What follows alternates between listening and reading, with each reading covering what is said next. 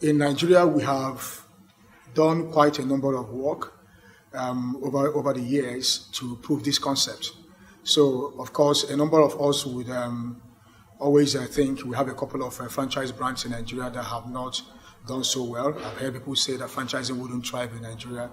What do you expect in an environment where there is no enabling environment for franchising? If you look at every other country where franchising is delivering values and results, you would find out one thing: that was a conscious effort that was made. I know in the US, franchising has been around for over 100 years, but they have a structured environment where enabling environment for franchising is being provided, and the results are being delivered. So how will some brands come to Nigeria where there are no franchise, experts that provide franchise, laws, where people do not have good understanding of what franchising is all about, and they are going into contracts and business relationships? How do you expect them to succeed? Yeah. So because of that, we decided to first of all find out if we can prove the concept of franchising through a study. So FBDS, Franchise Business Development Services, had conducted a study on franchising, which was sponsored by DFID or UK Aid under its program known as PDF2. All right. So this study helped us to find out if franchising had a wide acceptance. And I'm going to tell you that we saw a lot of interest. We saw a lot of entrepreneurs who are hoping to venture into businesses, who are really excited, looking forward to, rather venturing through a franchise, finding a suitable franchise that they can buy, other than starting up their own businesses, going blind into the world of business without having the right capacity or experience or skills, right? So we saw interest, basically. We saw the challenges, lack of awareness, ego issues. People want to run their own thing, and it's all around lack of information. So, recommendations came on what needed to be done by various stakeholders, the organized private sector, players like the financial institutions, the law firms, the business member associations, consultants and franchise development experts, among a few of them.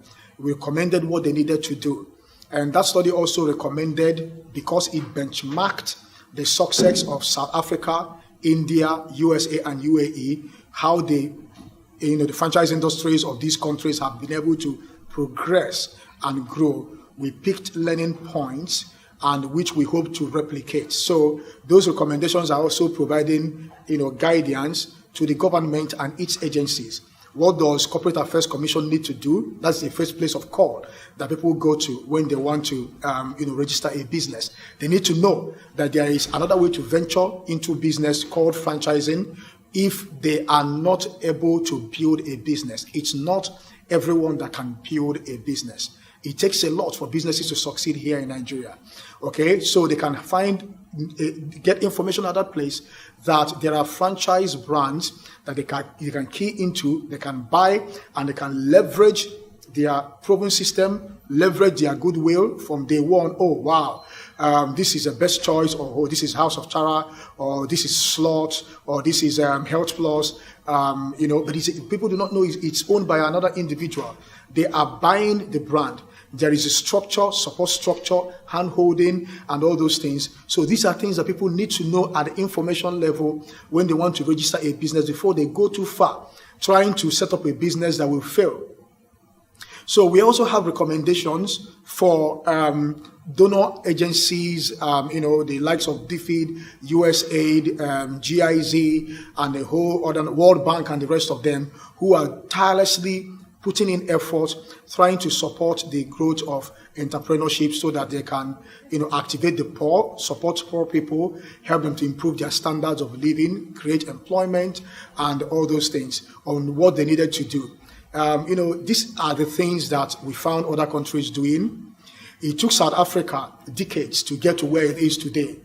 If Nigeria is able to begin to take after these recommendations, every single one of these stakeholders, I can assure you that just a few years down the line, Nigeria is going to become a hub of successful businesses. Our local brands, local businesses would also be able to key into, franchising and scale up. I mean, who says that some of these brands cannot go to Kenya, South Africa, and other countries? That is what franchising can do. It is the best model for business expansion. So this is the reason why we are driving the franchise concept, because we know that because franchising has just 5% failure rate in some countries, and globally just 15% failure rate, compared to over 80% failure rate among startup businesses. Why not?